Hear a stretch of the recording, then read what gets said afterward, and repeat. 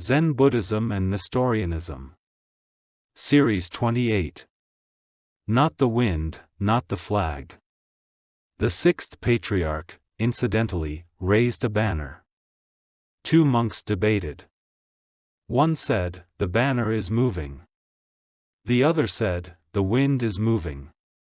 They argued, back and forth, but could not reach the truth. The Sixth Patriarch said, "It is not the wind that moves. It is not the flag that moves. It is your mind that moves."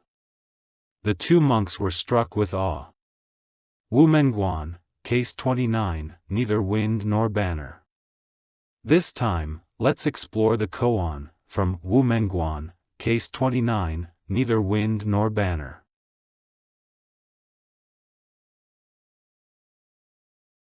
Huineng's origins.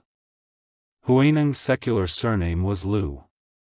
His father, Liu Xingtao, is said to be a descendant of the famous Liu clan of Fanyang, who served as court teachers during the late Han dynasty. Liu Xingtao served as a censor in the Tang dynasty, but was demoted, or exiled, to Sualu County, Xinzhou, Lingnan, present-day Xinqiang City, Guangdong Province, in 620 AD, the third year of the Wuda era of Tang.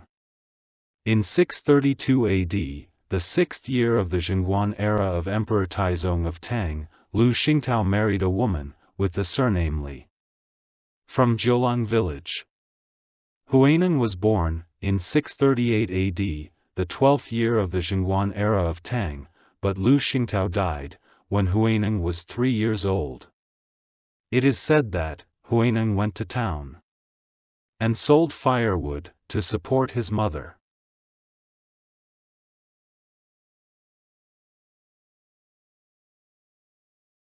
Huineng's awakening.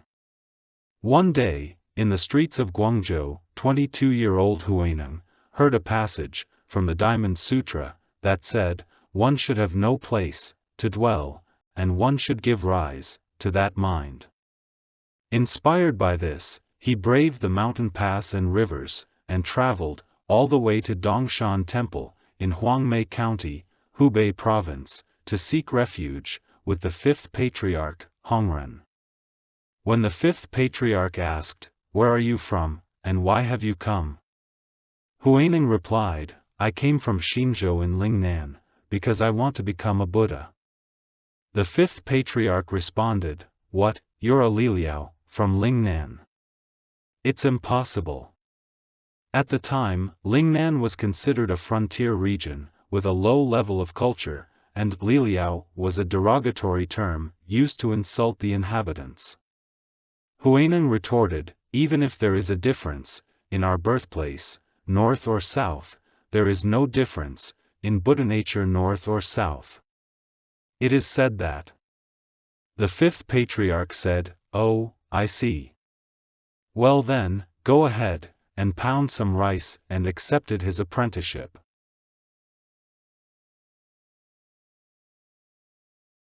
Selection of the Sixth Patriarch. Just 8 months later, the fifth patriarch, Master Hongren, ordered his disciples to compose gathas, expressing their state of mind, and post them on the wall of the south corridor, in order to designate his successor. Venerable Shunshio, the head monk, soon wrote a gatha for Hongren, which read, "Body is the Bodhi tree, heart is like a standing mirror bright. Strive to polish it constantly, and let no dust alight." Huineng also composed a gatha, "Bodhi is no tree, nor standing mirror bright. Since nothing's there initially, where does the dust alight?" He asked one of his fellow disciples to write it next to Shunshio's verse. Upon seeing Huineng's verse, the fifth patriarch bestowed upon him a volume of the Diamond Sutra, gave him the robes and bowl that had been passed down from Bodhidharma, and secretly sent Huineng to the south, to avoid the jealousy of the other disciples. It is said that the fifth patriarch, after seeing Huineng off to the pier in Jiujiang, Shaanxi Province, warned him to hide himself for 5 years, and not preach.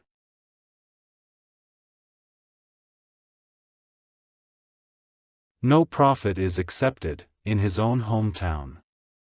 Gospel of Matthew, chapter 13, verse 57. As expected, hundreds of monks pursued Huineng to retrieve his robes and bowl.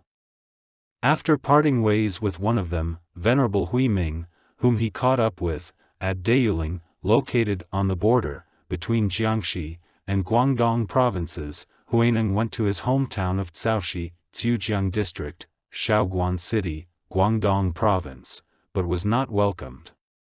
He then took refuge with a group of hunters in Sihui, Zhaoqing city, Guangdong province. According to the Platform Sutra of the Sixth Patriarch, written by him, Huineng lived in seclusion for 15 years, spending his time only preaching the hunters.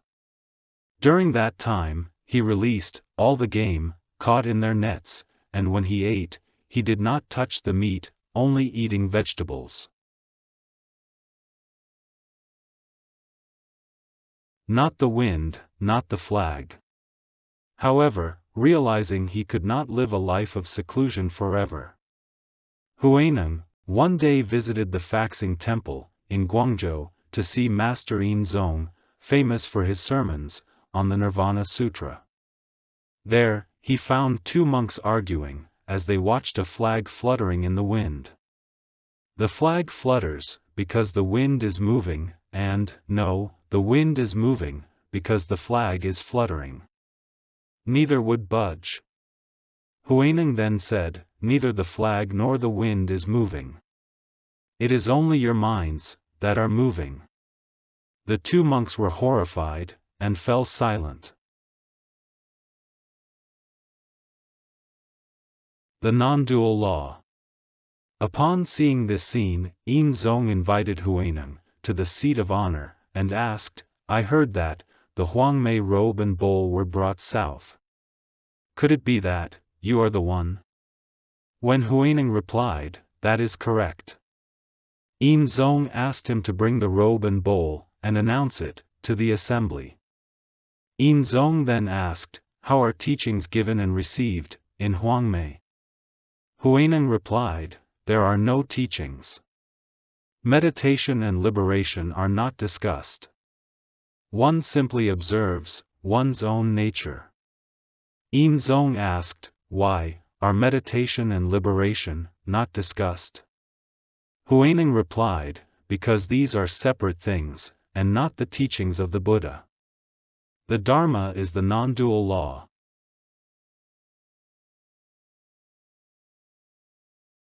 Buddha nature is the non-dual law. Therefore, Yin Zong further asked, what is the non-dual law? Huineng explained, the Nirvana Sutra teaches that Buddha nature is the non-dual law. Diwang Bodhisattva asked the Buddha, if a person breaks the 4 major precepts, commits the 5 major sins, or is an ikantika, will their good roots be severed? The Buddha replied, there are 2 kinds of good roots, one is permanent, and the other is impermanent. Buddha nature is neither permanent nor impermanent. Therefore, it cannot be severed. Hence, it is called non-dual. One is good, and the other is evil. Buddha nature is neither good nor evil. Therefore, it is called non-dual.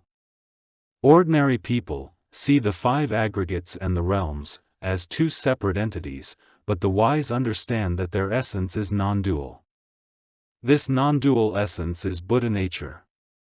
Yin Zong was perplexed, but Huineng replied, since you expound on the Nirvana Sutra, you must understand the meaning of non-dualism.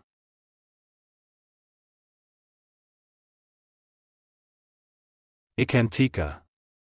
Incidentally, Ichan-ti is a transliteration of the Sanskrit word, ikantika, originally meaning, one who desires, or a bundle of desires. It is a Buddhist term, referring to someone who does not believe in Buddhist teachings, lacks the karmic conditions, aptitude or possibility for attaining Buddhahood, or slanders the Buddhist teachings. However, a bodhisattva, who vowed to save all sentient beings, but did not become a Buddha themselves, is also called an ekantika.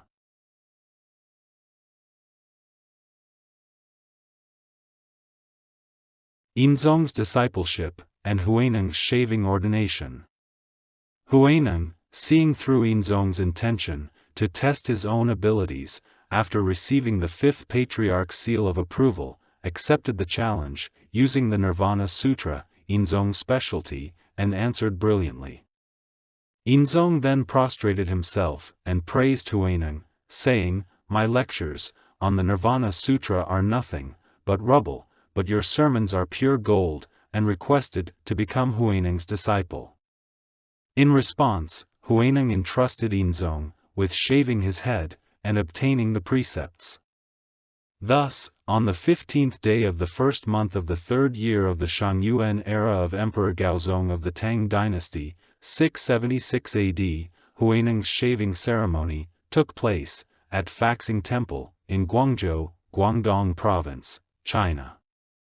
And a grand ordination ceremony was held on the 8th of February, inviting famous Buddhist discipliners from nationwide and abroad, such as Zhiguang of Xian, Huijing of Suzhou, Tongying of Jingzhou, Chiduo Luo of Central India, and Master Tripitaka Miduo of Turkestan, as a master of ordination, a master of karma, a professor, a teacher of precepts, and a witness of ordination, respectively.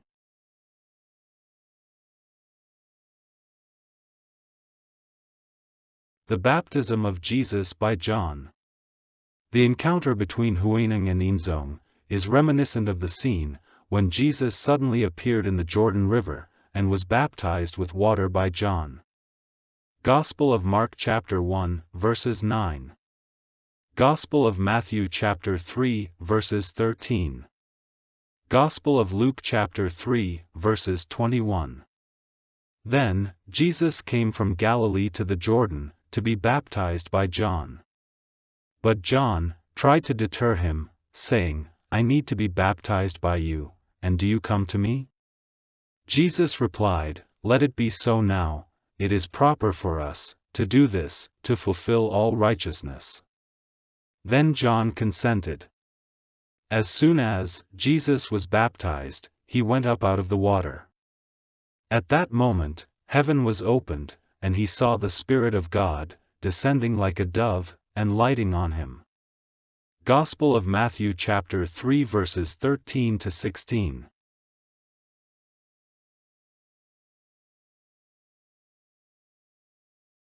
Northern Chan's first patriarch is Gunabhadra.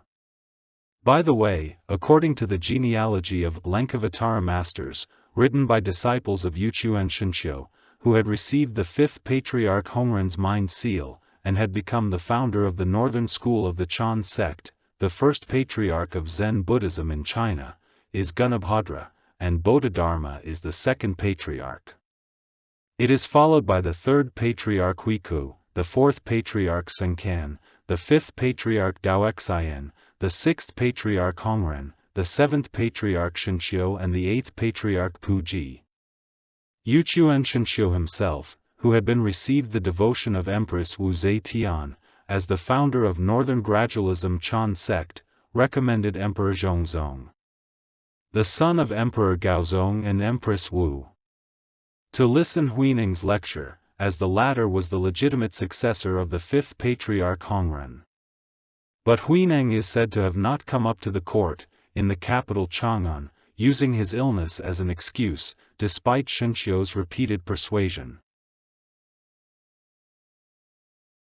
Betray one's true self. Wumen Huikai, who wrote WuMenGuan.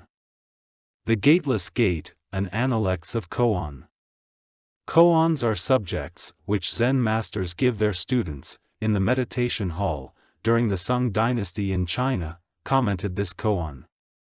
The Gateless Gate, case 29, not the wind, not the flag.